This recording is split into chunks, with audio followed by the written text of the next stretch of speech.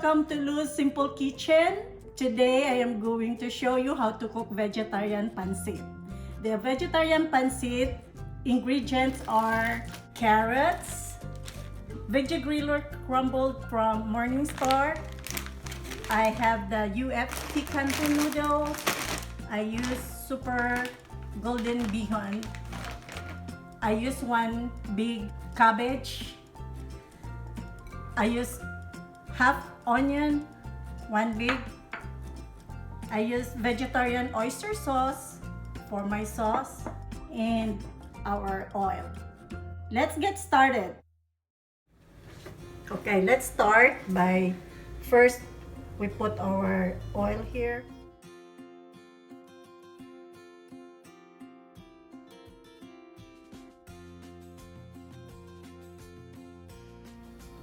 And I forgot the garlic. I need to use garlic also.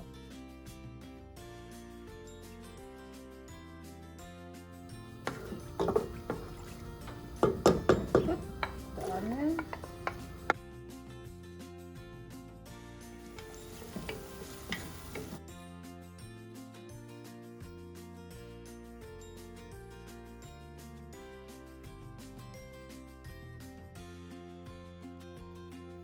Okay, next I'm gonna use the sauce.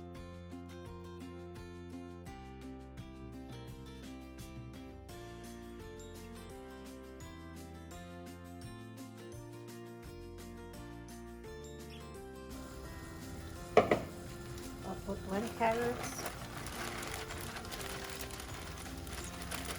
You just soften the carrots a little bit.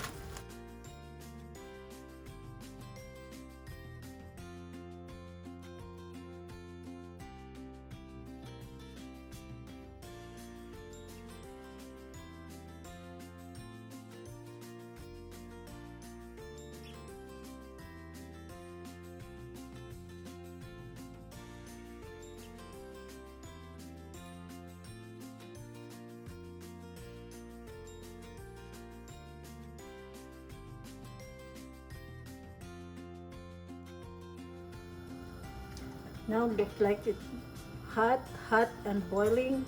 So I'm gonna add our cabbage.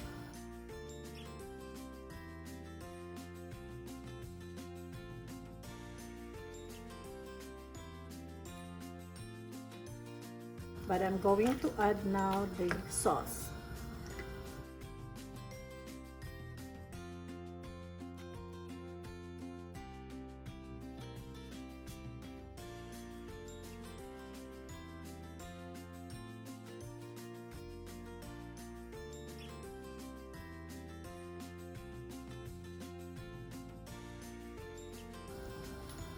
Now, as you can see, it's already boiling, so I'm gonna add now our noodles.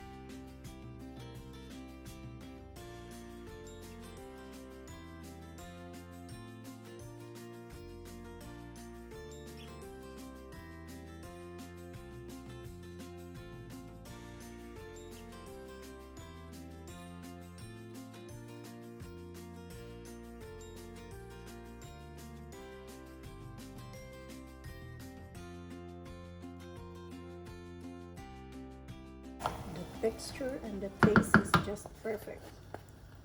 That's it.